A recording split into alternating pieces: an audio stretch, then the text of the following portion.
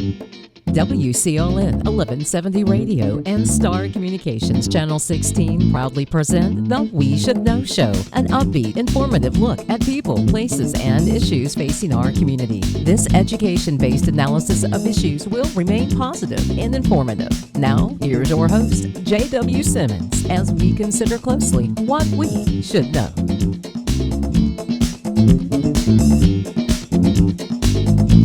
Ladies and gentlemen, welcome back. We're on site in Salemburg, North Carolina with We Should Know today, and we're at a place called the Christian Food Bank in Salemburg, a very busy location, a dynamic place that people are contributing, that people are making a difference in lives throughout North Carolina. And today we're looking at a lot of issues that's happening in the western part of the state. We discussed a lot of issues that need to be happening in the western part of the state. We're in the midst of people that's from Sampson County that's doing things that's going to end up in the western part of the state to help all of those folks out that's going through a tremendous tragedy. Sitting to my left is three guys that's part of the food bank. There's a bunch of folks part of it here. I want to start with you, Terry. Terry, you've been on the show before, and we've talked quite a bit about some of the things that you're doing, and especially with the shed guys and so forth. Kind of give us an idea from your perspective right now, where are we at and what kind of dynamic have you noticed we're dealing with as a result of this hurricane? Well, we're in our 15th year here at the food bank. In addition to delivering food to people in Sampson and surrounding counties, when a natural disaster happens, we come together. We have been to Baton Rouge, Louisiana, Tampa, Florida, several places in North Carolina, Kentucky when the tornadoes hit. We believe it's our mission, it's our ministry to help those. None of us can sing, none of us can do things that would be qualified as talent, but we can deliver goods and services to people that are in need of goods and services. That's what we're doing. And it's interesting when we came in a while ago and the guys started setting up and we were getting ready to shoot the show. There was a couple of folks at the back that was just busy moving boxes and that kind of thing. And they're sitting just to your left now. And we wanted to get them on camera. We wanted to kind of get the feel for the reason they're here and what they're doing. I'm going to start and let them introduce themselves and just kind of answer that question. First, guys, introduce who you are and just off the top of your head, why am I here this morning trying to help other people? My name is Norman McPhail. Terry had the vision 15 years ago to start a food bank. And there's no doubt that we followed the Holy Spirit and the path we were supposed to go on. And then what sealed it for us is there were some people that told us it would never work. Yes. So we knew then. We were on the right track. We were on the right track. Wow. That's the truth. Yeah. And we were just, I guess maybe they called it the fleshly part of us or whatever, but he said, that'll never work. And we're just natured all the same. And it has worked. Yes. It has worked unbelievably. Obviously it has, and it's been going on for years. And Norman, the thing that strikes me is in our initial conversation this morning, it was not like if there's a problem, just get out of the way and we'll handle it. We will do something about it. And I'll go to my next friend down here. I'm Bruce Butler. We have been doing this, like Terry said, for 15 years. And when we first started, we were doing 800-900 families a month through the food bank, feeding them once a month. The numbers have come down since then, so we were looking at other avenues to go to help people. So that's when we come up with doing this disaster stuff. And I'm here because I can do that. Mm-hmm. Like Terry said, I can't sing, I can't preach. I'm not a real good prayer person to call on to pray, mm-hmm. but I can tote boxes and help people that are in need. Yep. Well, Bruce, and what I'm hearing you say clearly is that all of us have been given some innate God talent. And what you're telling me is you found yours and you're using that, yep. which benefits everybody, Bruce. Yep. And I think that's the key. Yep. It benefits everybody. Yep. Yeah, the other morning we got back from Asheville at 3 o'clock in the morning. I had to get up at 8 and go to work. It just occurred to me that if we don't do it, who will? That's right. Who are we going to depend on to do it if we don't do it? But if you go out and do it, you feel so much better. Yep. They feel better. Yep. And everybody is blessed. And the whole community wants to join in. Yep. Just a quick observation. Now, all three of you guys have been to the western part of the state. Yes. All three of you have seen what is happened there. You've seen the tragic moments. I want to kind of start with you, Terry, and just from your perspective, what did you see? What struck you first when you got there and looked around and saw what was happening? What just impacted you the most? What are you carrying with you now that you saw? People helping people. When we got there and we started unloading, there were people there unloading and loading, unloading and loading. The church that we were affiliated with in the Asheville trip did not have power. They did not have water part of the time. When we got there, we couldn't have asked for a more cooperative group, a more organized group, and their logistics were worked out. Mm-hmm. It's apparent that neighbors helping neighbors work, mm-hmm. and that's just kind of what we're a neighbor. We're just a little further away than the other folks are, but they were doing a great job. We were not affected by any government official. We didn't see any. What we saw was neighbors helping neighbors, people helping people, loving on each other, and making a difference. Norman, this observation, when you got to the west part of the state and you stepped out on the way up there, obviously you saw different things on the landscape. This idea of connectivity, did you feel that coming through and by the churches, or was the government telling you where to put things, or was this just people working together? Yeah, I had a relationship with this particular church, and I called them, and they said we will set up to be a distribution center if you'll bring it to us. And we filled out a form in case we got stopped that we had a destination so we would not be disturbed. But we didn't see anybody. It was right off the interstate. So we had no problem with that. And that's what we're going to do again. We leave Monday. We're going to try to fill out the proper paperwork, and we're going to have a destination to try to avoid any issues with that. So Bruce, when you got there, and I will kind of get a feel, you look around and you see all the stuff that these guys have talked about. We talked about the proper way to get in and out. This is not something that if somebody says, well, we don't have anything to do today, we're going to buy 2 cases of water and drive to the mountains. That's not for them, right? No, I don't think so. First of all, 2 cases of water is not ridiculous. Yeah, it's kind of, well, I didn't want to say that, but we got there, like Terry said, and what amazed me was the young people that were at that church. There was some little girl, she had a hand cart that was bigger than her, but she got a hold of it, and the whole time I was there unloading trucks, she was pushing that hand cart with items on it. And that just how they were well organized. But we carried a substantial amount of stuff, and they were very appreciative. Yes. Terry, the food bank, it's got a reputation out there. I mean, a lot of churches in not only in Sampson but surrounding counties, Bladen, Cumberland, Duplin. You guys know more about that, but they literally come here and just bring stuff. You got a big box outside, a donation box. I was over here the other day just kind of trying to peek through the window and see what we were looking at site-wise, and it was just kind of phenomenal because that thing was filling up. People are giving, and I guess they get joy out of that in the sense I gave it to someone I know is going to put it in the right place. Yes. People are attracted to people that do what they say they're going to do. They know that every bit of this stuff is going to Western North Carolina Monday. We have, I don't know how many churches, 20 churches that help us in some form or fashion. Neither of the 3 of us cared to be the leader. Bruce is the chairman of our board, has been for 15 years, and we won't let him step down. He can't because Norman won't let him. That's what it is. Right. Nobody else wants to. But we work together very well. We share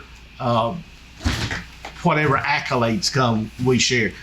Our wives call us the Three Stooges. We think of ourselves more like the Three Musketeers or something, but they don't see us quite that light. And I think when people see how well we interact, it encourages them to interact with us. It encourages them to interact with each other. When we put selfishness out of the way, things begin to happen. You know, I think that's interesting when I look at it, Bruce, because as kind of being a person in the position as somewhat of the leader, then we start thinking about the traditional organizational structures and all that kind of thing. It just doesn't work in this environment, because since I've been here, just the past few minutes and trying to, get camera angles and all this kind of thing, I've looked around and it's like everybody is a leader in some way. You've already identified your skill sets and you just get the job done. Yeah, if you come to one of our board meetings, you'll realize I do not know Robert's Rules of Order quickly. Yeah. But it is like that. Nobody wants to be a leader. We just all work together, and it's not just us. I mean, it's not one group, one organization. This is a combination of a lot of people, and what we do, we couldn't do without people of Sampson County, because they're the ones that give, and surrounding counties too. But for us to take the praise for what we do is not right, because we're just a small part. Yep. So, I mean, if the people didn't donate this stuff, we wouldn't have anything to carry. So, we don't look for praise. We have to do some of this stuff just to get our message out. We don't enjoy doing it. We don't like being in front of a camera or taking pictures taken and all that kind of stuff, because some people look at it as being selfish. And we're going to take a quick break. We're going to come back and we're going to have some additional conversation for you guys. I appreciate you sitting down and sharing. And I like you said, I know you don't necessarily want to be in front of the camera, but it's good for folks to know what's happening right here in Salemburg, North Carolina at the Christian Food Bank. We'll be back in a moment. Stay tuned. Computer viruses, malware, and ransomware are out there. They're dangerous, and they can steal your identity and damage your equipment. Star Communications is now offering Protect IQ. The service adds an extra layer of protection to every device connected to your network. Working quietly in the background, Star can help you protect yourself from the inside out with Protect IQ. Call Star today and take advantage of this free service when you sign up for whole home Wi-Fi with Star Communications. How can your friend save you money? It's easy. Refer a relative, coworker, neighbor, or friend to Star Communications. Friend signs up for high-speed internet service. Friend's new account is confirmed. Friend gives your name to our service representative as the one who referred them to Star. You receive a $30 internet credit. It's just that simple. And even better, receive a $30 internet credit for every referral that results in a new confirmed account. High-speed internet from Star Communications. Refer a friend today.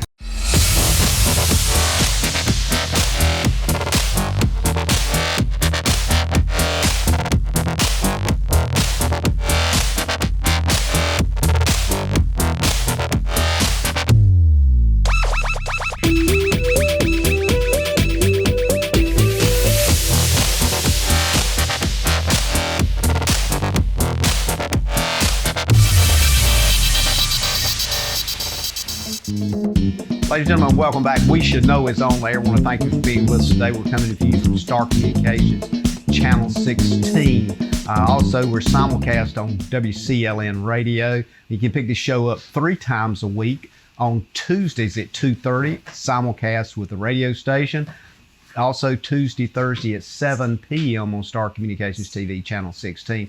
We're over at the food bank, known as the Christian Food Bank in Salemburg, North Carolina. And guys, I mean, when you put the word Christian on something, there's a food bank. But when you say the Christian Food Bank, that's some pretty deep meaning. And we're talking with Terry, we're talking with Norman and Bruce. Norman, I want to just go to you to start with here. When you put that word Christian on there, what kind of feeling is that changes your perspective, and what should it change in the perspective of other people with just that one word before food bank?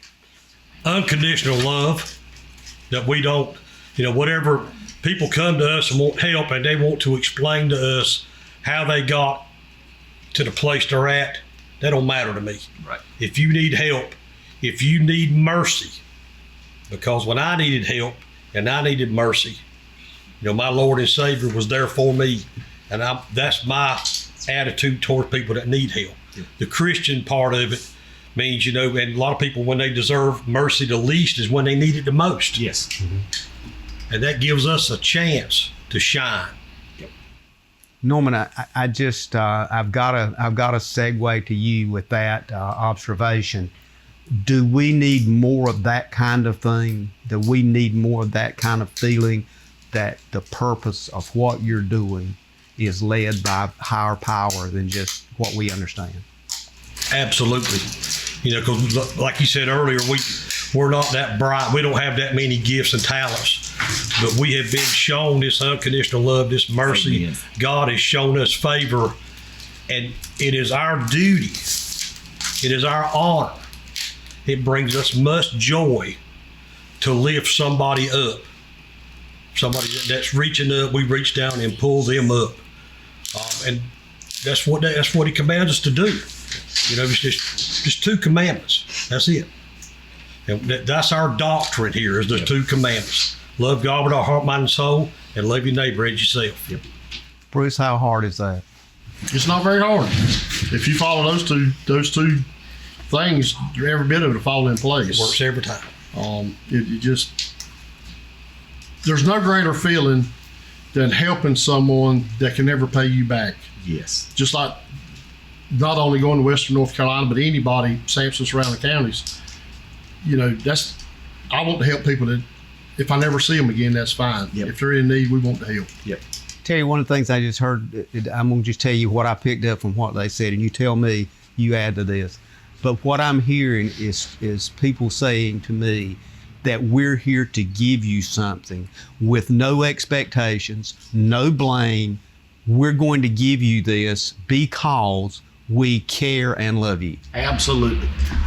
We know that a lot of this stuff that we're going to be delivering is going to people that don't think the same way we think, that don't vote the same way we vote. That's and right. We're happy to give it to them anyhow.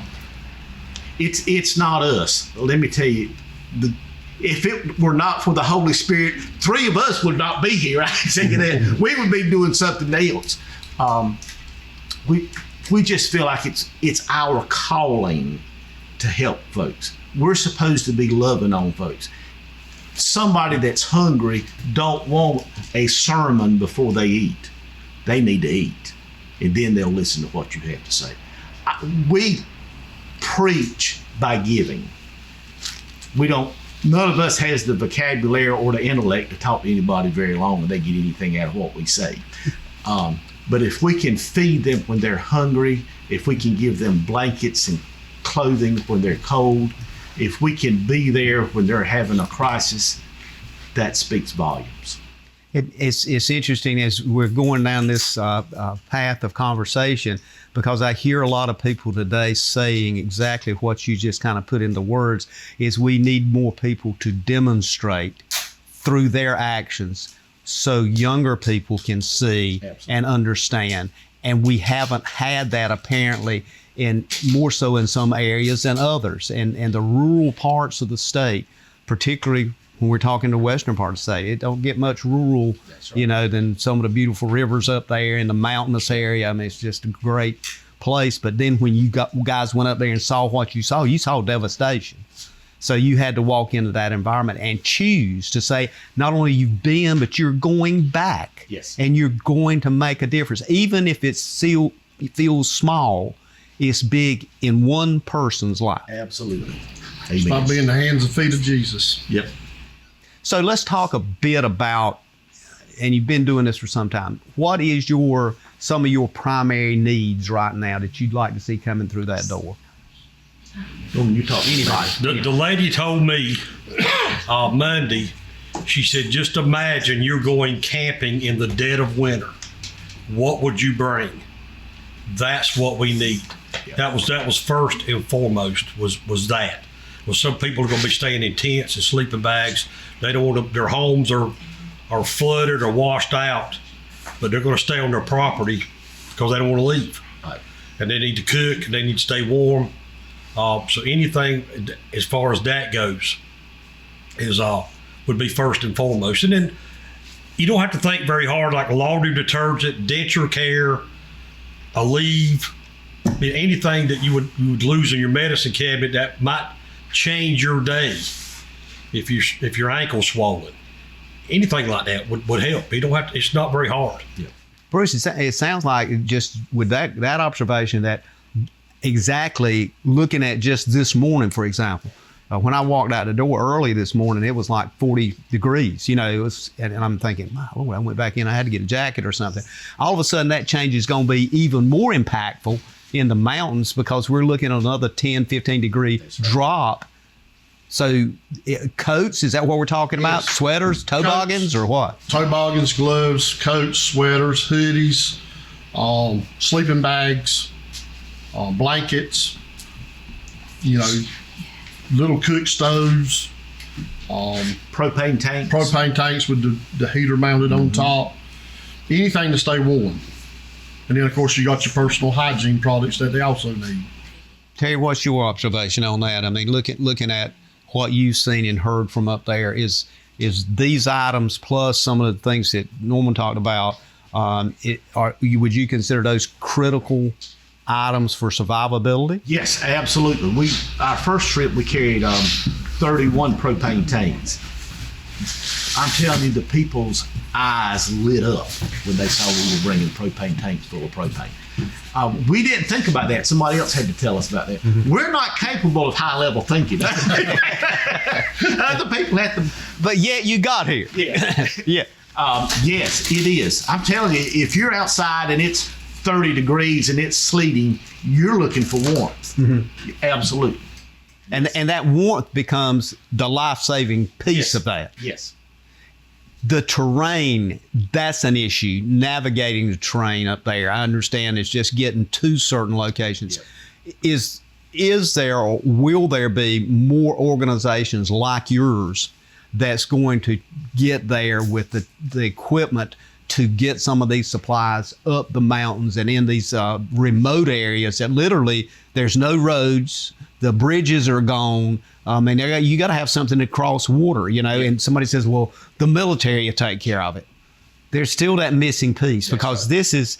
This is like, if you look at buying something, it's like buying something from an organization and you're getting it directly from the manufacturer. Right here's the manufacturer. That's right. Amen. That's right. Cut to the chase. You don't go through bureaucracy. That's right. That's right.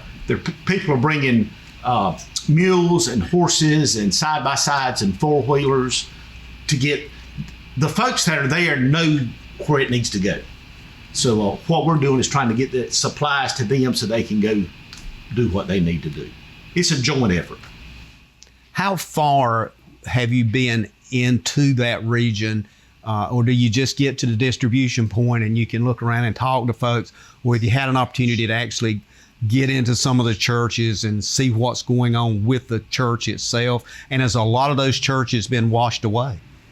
Norman, you would know more about I don't. The churches I have called, because we've done business with them in the past, are good. They're standing. They just lost power. Mm-hmm. But the three I've talked to, they're on a hill, so they're fine. So, and the one we went to last week, it was right off 26 and 40. It wasn't 2 miles off the interstate.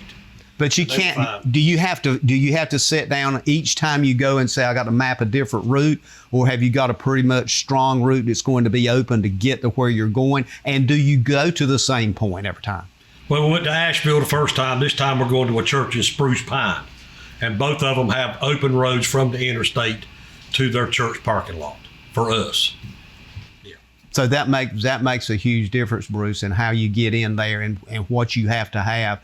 Manpower wise, do you get enough volunteer people once you get there? Obviously you can get it loaded here, but once you get there, is there enough people there to help you get unloaded and set up? Oh yeah, when we went last week, I think it was 20 or 22 of us that went. Mm-hmm. We carried a tractor trailer, 5 cargo trailers, a load of ice, and our grill so we could cook. But once we got there, I don't know if it was that community or that church, There was probably 70, 75 people there waiting on us to help get stuff unloaded, get it separated, so they could get it on an ATV or four-wheel drive pickup and carry it in further from where we were at. Now, did I just hear you say tractor trailer load? We're talking 18-wheelers? Oh, yeah, we had a 53-foot trailer that apparently we had overloaded because we had a blowout. and 5 16-foot cargo trailers. Possibly about the same as what we're going to have this time. Yes. Listen, I want to thank you guys for being with us today. And thank you. And I almost feel like I need to apologize for taking up your time, because when I came in this morning, there was hands flying and box moving. Yeah. Thank you for being here. We look forward to talking to you again, and may God bless you. Thank you so much. Ladies and gentlemen, we'll be back in a moment. Coming up on the third segment of the show, a whole new group of people to talk to here at the Food Bank in Salemburg. Welcome to Cork and Brew Roseboro, where you can enjoy your favorite coffee, fraps, smoothies, bakery items, sandwiches, and select beer and wines while reconnecting with friends and family. Sit down and enjoy the experience. Come on by and give us a try. Providing fewer commutes, more backyard offices, and crystal clear meetings. Providing less, you froze up, and more presence in your presentations. Providing a better internet experience. Providing possible. You're out for an evening on the town. Finally a chance to relax and forget that you left your front door completely unlocked. Fortunately, you just installed a security system from Star Communications. With just your cell phone, you can check on your house, lock it down, light it up, and get back to relaxing. You forgot to put Buster in his crate. Unfortunately, we can't help with that. Security and automation from Star Communications. Call today to find out more. At the Reedy Mark, we take pride in a unique, distinguished customer experience. We specialize in handcrafted cocktails, allocated bourbons, as well as gourmet signature food items exclusive to our menu at the Reedy Mark in Roseboro. Welcome back, ladies and gentlemen. Thank you for being with us today. We're coming up on the next two parts of our show. The name of the show is We Should Know. We're coming to you on Star Communications TV, Channel 16, simulcast on WCLN Radio. We're over at the Food Bank in Salemburg called the Christian Food Bank. And with us today is a couple of names you remember from being on the show before. And I'm going to start out with Becky Spellvan. Becky, Tim's Gifts. Thank you again. We had an off-air conversation about putting this show together in Salemburg on site, and I think you were, and I felt after talking to you this was the right move to make. Now I'm sure it is, because we've been over here and seen what's going on. Thank you for being with us today. Thank you for having us. New to the stage and somebody I've been trying to get on. This is a busy man, Pastor Clay Carter. With the Rowan Baptist Church, and you represent not only the church, Clay, but you represent Baptist men and action. You're kind of an action minister outside the stained glass windows. Thank you for taking time to sit down and talk to us. Thank you, JW. And the other person I think everybody knows from many different things, but helping hands. And one of the things that is so interesting about Chris Sessoms, Chris, this is not only a passion for you, but it's something that seems to just drive your inner being, and that is helping other people. Absolutely. And a lot of folks know you by your profession, which is a hairdresser in Clinton, and you've been doing that for years, and you live over in the Roseboro area. And folks will reach out to you, and I'm sure on a regular basis, and ask your opinion about this. I think a hairdresser becomes a psychologist part. Is that a reality? Oh yeah. So we could do a whole show on that. Oh, yeah, probably. The psychology of being a hairdresser. So I want to try to get into the heart of the show today, and that is what's going on here at the Food Bank and the Christian enterprise as it relates to helping people in the western part of the state. Becky, you and I talked about that a bit as we looked at doing this show from here. That's something that's critically important. And one of the things we discussed is this idea of going straight to the source of need and giving and sharing in a way that you don't go through a government bureaucracy. You know who you're giving it to. You know the people and how they're going to use it. And the big deal is, you know they need it. Yes. And the beauty of that, JW, is this is not just a one person show or a one church show or a one mission show. We work together. And it has been amazing to see that. Pastor Clay and I began working together 2 years ago when we had a gentleman right down the road here in Salemburg that was paralyzed. And he was living in a camper, and he didn't have any people here to help him. And I didn't know who to call. And when I called Pastor Clay, he said, "I'll go with you." Yeah, we did. And he did. And and he was in a very difficult situation, but we spent time talking and praying with him and trying to help him. And that was so important. And then Helping Hands with Chris, the shed heads here at Salemburg Food Bank, and Tim's Gift, we work together. Like tomorrow we'll be down at the street fair working together. And we were here late last night doing, and Chris will share about that, but it's a joining of missions within our community. But then it's not all about us even, because it's the people who support. And that's been the beauty this week, because this past Monday night we were here for Bible study. Every Monday night Bible study is lit here. And as we sat and talked before it started, someone said, well, the government is not really chipping in like we would think they would. And the leader of our Bible study, Carrie, said, but we are the church. This is our duty. And that's what we're seeing happen here in Sampson County. Pastor Clay, I want to go to you now. And Becky said a word, and it just struck up here. The word is called missions. Oftentimes we look at missions, particularly as believers, as Christians, and we think about, and don't get me wrong, there's some dire needs in all parts of the world, but sometimes we get so fixated on what's happening in other countries and trying to missions in other countries, we fail to see what's right in front of us. Absolutely. Yes, I have been involved on some international mission trips, but we have a huge mission field right here in Sampson County. You would be amazed at the number, like, for example, wheelchair ramp ministry. Rowan, along with our Roseboro First Baptist Church, we are deeply, heavily involved in a wheelchair ramp ministry. And it's amazing at how many people there are in Sampson County who need wheelchair ramps. It's a huge need. But then also with doing disaster relief missions, like that's going on in the western part of North Carolina, going there, helping people whose homes have been flooded, either doing mud outs, tear outs, or putting tarps on the roofs.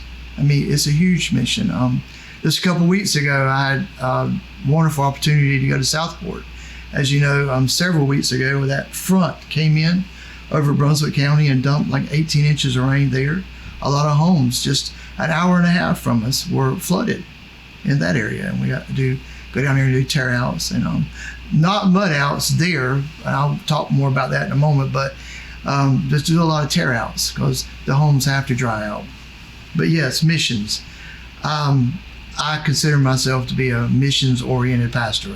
I love missions, both local and abroad, but I have found myself focusing more on local because there's such a huge need right here. Chris, I want to reach to you now and talk about Helping Hands, because not only are you involved in the food bank and helping with disaster relief, you've been to the mountains, and I'm going to get everybody's perspective on that in a moment, but I want you to talk about this idea of a hairdresser. We're talking about Helping Hands. We're talking about engaged in the community. That spark that got you there and now has put you on this stage. What did you see in the western part of the state that has triggered you, with all the things you do here, to say, look, I've got to back up and I've got to go there? Now, most likely you're going back. What triggered that? What is that thing that struck you that you remember seeing that said, this is not only a disaster, it's as somebody told me the other day, it's horrific? I think probably the biggest thing I saw was the guiding people. sometimes we push it aside or we don't say it out loud. But over and over again, we heard the God word come out when we were speaking to people. And the people that would say to us, give it to somebody else that needs it more. I was so shocked because they don't have anything, but they're willing to let their brother have it. They're more concerned about their brother. And that was just huge to me. So you basically, I'm envisioning, when you just said that, I'm envisioning you may take something out of the box to hand to somebody and they'll turn around and say, no, give it to this person here. Or they'd say, just give it to somebody else that needs it more. That's you just don't see that I know. much. Especially in a horrific disaster like that. Right. So let's start, and Becky, I want to kind of swing back to you and just kind of go down the line here. What struck you about what you saw from your perspective, one thing or multiple things that you saw in the western part of the state that not only shocked you, but said, this is something I can't remove myself from. Not only because what we're talking about here, folks, is you've seen the stuff on your TV screen, you've seen some of the disasters and so forth, but for somebody to go there and see that and then say, we're going back, what struck you? The thing that really struck me was that there was no complaining. And that started here when we left. When we met at Fan Farms and the convoy rolled out, it was amazing. But there, when we arrived and all the people that were there in need, I don't remember hearing anybody complain. And we were with them all day and into the night. It was the most amazing thing to me that touched my heart about how we complain. And we should be so grateful for the blessings we have. But we did not hear complaining. We only heard thank you. And the greatest thing they loved that we took was red hot dogs. They loved the bright leaf hot dogs. They donated, Pender did, 900 hot dogs. They ate them up and wanted more. They loved it. And we loved serving. It was great. Clay, I don't know how to follow that up. I mean, if you throw a red hot dog in it, it's over with from right. Yeah, you're right. I love That's an interesting observation because I think the idea of just no complaining would be like peace and silence, because everybody today, you've hit a subject that we could do a show on. It's like quit complaining and make something happen. Tell us from your perspective. What did you see? We got about a minute here before we got a break. I haven't been yet. I'm leaving to carry a team on the 24th, and we'll be gone for 8 days. So, but I do have some folks from church there right now, and they are seeing the disaster. Dino McClam and his wife Cindy are there, and I also have some friends going next week. Mm-hmm. But the disaster is real, and just reflecting on previous disaster trips I've been on, the people are super appreciative. Mm-hmm. I mean, you would think you would hear them complain, but they're not complaining. They're just so appreciative of the help that's coming. And it sounds like there's a lot of little things that people could bring here that could go there that they think maybe is insignificant in their life, Chris, that if it were in this building, as I look around and as I watched you guys this morning, putting stuff in boxes and getting ready to ship, it just seems important for folks to understand that. I had a lady come in the salon this week and ask me, could she bake cakes? And I said, I think they'd love it. Understand, they can't use their ovens. So they're not baking anything. To have something like that is just precious to them. We're going to take a quick break, and we're going to come back and kind of dig into this conversation a little bit more.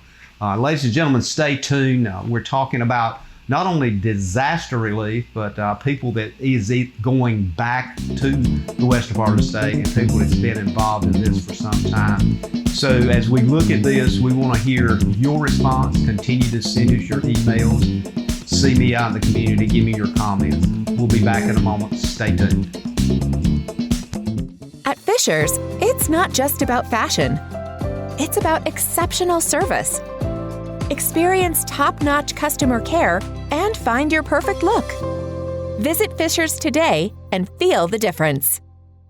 Experiencing slow internet? If you have a fast internet package, the problem is most likely your wireless router. With more devices using Wi-Fi, your wireless router may not be able to deliver the speed and coverage you need. We now have the leading solution to enhance your internet experience. Using small devices in a mesh network, these Wi-Fi appliances cover just about any size home so that all your devices can operate to their fullest potential. Whole home Wi-Fi from Star Communications. Get the most out of your internet connection.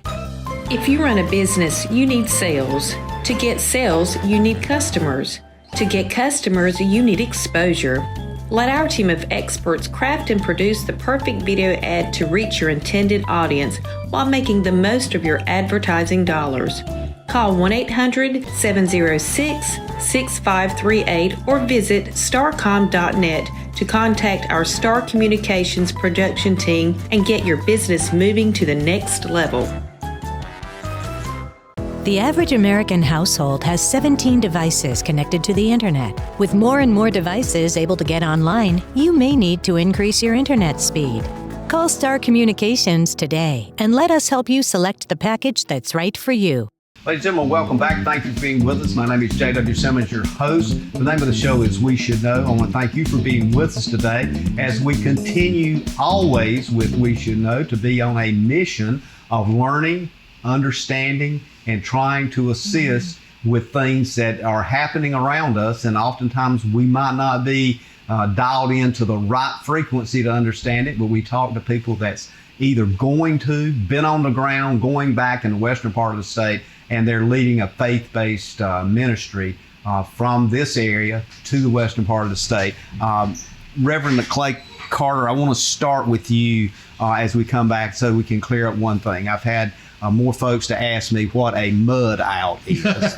And I find out that it just keeps sticking in my brain. Before we go further, explain what a mud out is, because apparently you've been on quite a few of those. Yes, JW.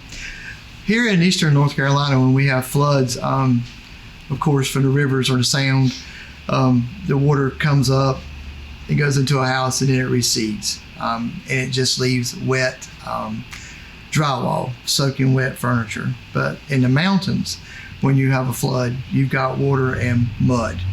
And when water goes into a home in the mountains, or the western part of the state, when the water recedes, it leaves behind mud. We're talking inches and mud. We're talking inches, yeah. And especially a lot of homes in the western part of the state have basements. So the mud definitely is going to go, the water and mud will go down to the basement. And then so the only way to get it out is with either a mud pump or buckets and strong arms and strong bags. And you go down with shovels and you scrape the mud up, put it in buckets, and you take it up. Wow. But are in homes, before you can start tearing out a home, getting the wet drywall out, you have to get the mud out. It's nasty, but it's fulfilling because you're helping somebody. You're being the hands and feet of Jesus. So. Chrissy, we're talking on break about kind of being in shape and so forth. You got to be in shape to do what he's just talking about. Yeah, I couldn't do it. No, I mean, mud not only is mud and wet, but heavy. And when you're talking about moving that, your team's got to be ready to go. Yes. It's not for everybody. No, it's not. It's not for everybody. But the way we set it up, I'm taking a pretty big team with me to Biltmore, Arden, leaving on the 24th. And what we'll do, we'll probably break it up in segments. We'll have like a chain line, like a chain line. Remember the fire bucket brigade back in the day? Yeah. Do it something like that. It makes it a little bit. Makes it a little bit easier. Everybody can carry the weight. Everybody can carry the weight. Yeah. Chris, I want to go with you. We're talking on break. Something you wanted to make sure you wanted to get in this part of the show. When we were in the western part of the state, one of the things that everybody was thrilled to have was sweet tea. I mean, they were like, is this really? I mean, they just haven't had it. Yeah. And toward the end of the time, this little girl came up with her mother, and she said, I'd like some. And she said, honey, it's gone. She said, would you please try? And that haunted me. And I got home, and every day I heard this voice say, these are your children. It just kept over and over and over. So I come up with the idea of how do we put joy in our children? We're brothers and sisters, so they're our children. So we decided to do trick-or-treat bags for the kids. So when the guys go, they are taking trick-or-treat bags that will be given to the kids at Halloween because there's nowhere to trick-or-treat. Mm-hmm. So last night we put together almost 200 bags to go to the mountains of items that they would receive on trick-or-treat with some coloring books and other things that they can actually use. Becky, one of the things I want to follow with Chris's comment here is to understand all of the folks listening out there. There's a number of churches, small churches, that's doing exactly the kinds of things that Chris is talking about, that has a connect in the western part of the state that's also doing this. So I know, and you guys will get it too, once this airs, then folks are going to be saying, well, our church is doing this. We cannot mention all of them. It's hundreds of churches that's doing this kind of thing, and you actually interact with those on a regular basis. Yes, and the whole time we've been doing this segment of the show, JW, a verse in the Bible has just been reverberating in my mind. It's ask and you will receive.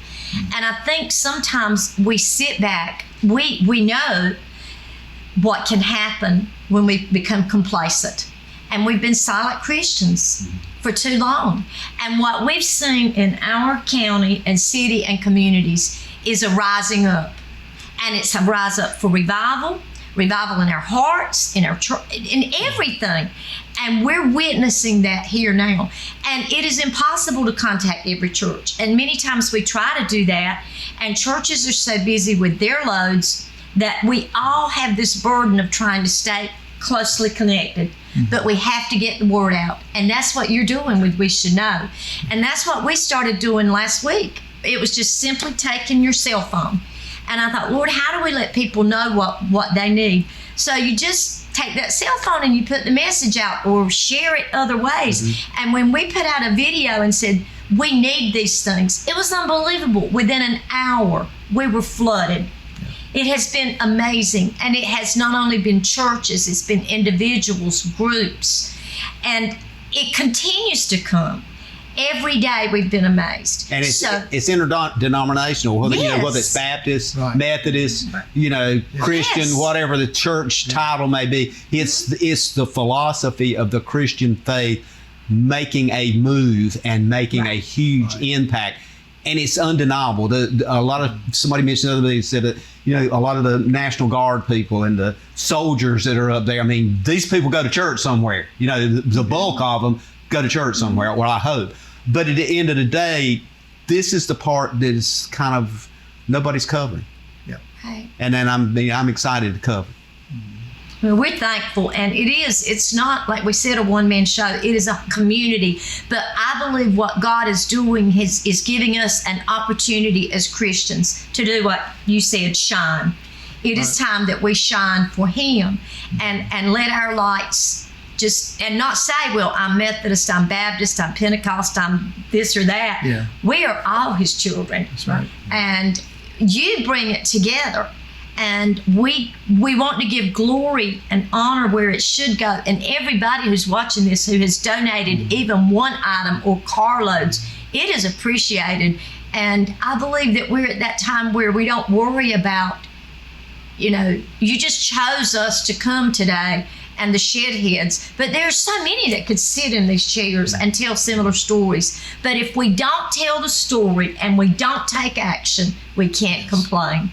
Do you guys see where we're sitting today at the Christian Food Bank in the small town of Salemburg and eastern North Carolina? Is this a conduit for faith-driven organizations to be able to push items and needs forward to the western part of the state? I think so. Yes. Yes, I do. Definitely. Definitely, yes, I think so. Yes. How critical is that, Chris, to get out to the folks that you talk to every day, and as Becky mentioned, even on your social media platforms and what I'm doing to let them know that they don't have to create a new conduit. There's people here that have already the system set up with trucks rolling, and you heard the guys in the first part of the show talk about an 18-wheeler. We're talking a huge load of stuff going. This is not a trailer behind a pickup truck. This is a huge load going, and it sounds like it's a regular thing happening. Mm-hmm. Yes. It's you talking about other churches. and seeing things, go ahead. We want you to. The devastation is so massive. Yes. One church can't do it. One group can't do it. It's going to take a lot of people coming together, doing individual things. And hey, I'm thrilled they do. But really what we did is we put it on social media and it came. I mean, people, the look on their faces when they brought it. It's amazing. It was satisfying to them that they felt like they were a part of it. And that's what we want everybody to think, be a part of it. Pastor Carter, I kind of feel like that this idea, what I'm hearing here is that with the food bank and what you're doing with churches, you're basically taking out, quote, what we used to refer to as the middleman. You don't need anybody. You are literally saying, we're here, we're going there, we're taking this there. So therefore, if you want a direct link, you can start right here. Yes, that's true. And if anybody listening would like to go and join, be a part of the team, they can contact me, Rowan Baptist. They can call the church, leave a message. The trip I'm taking on the 24th won't be the last. It's the first, because that's the only opportunity I've had to go. It's October. Church season's very busy right now. But I'll be going back. There's a site set up in Canton, which the Eastern Baptist Association has adopted. And there's people there going next week to Canton. I was there 3 years ago doing mud outs in Canton. But yes, you just get connected with the Baptist on Mission and get a team together and you go. And you have a place to sleep, feed you, shower you, and everything. Becky? And JW, to help people understand some of the things that do happen here, a miracle that happened here last week was when they started loading up to leave on Monday, all these shelves are filled with things that are handed out the third Saturday when people come by. And they decided to empty the shelves. So everything, they cleaned out the food bank. $4,100 of supplies that they had here went out. And the next week, this past week, someone made a donation to the Bread of Life Church right here. And it was for $4,100. You can't make that up. That's how amazing is that? That's amazing. Yeah. You can't outgive God. Exactly. And we're kind of coming to break. I want to kind of take this opportunity to thank you, and on behalf of those folks that are listening or watching this show, if they want to get involved, they can contact either one of you. They can contact Terry. The numbers are out there. There's a number of churches. I know I've seen some things happening at the First Methodist Church in Clinton and other places. So again, thank you for your work. Thank you for the things that is going on and that will be needed in the future. This is a journey that we're on. The devastation will be years in repair. We get caught up in the roads. But again, thank you. Ladies and gentlemen, I want to thank you for being with us today. We look forward each and every week to talk to you and bring you information and hopefully inform me and you new education things. And as we close, may God bless you.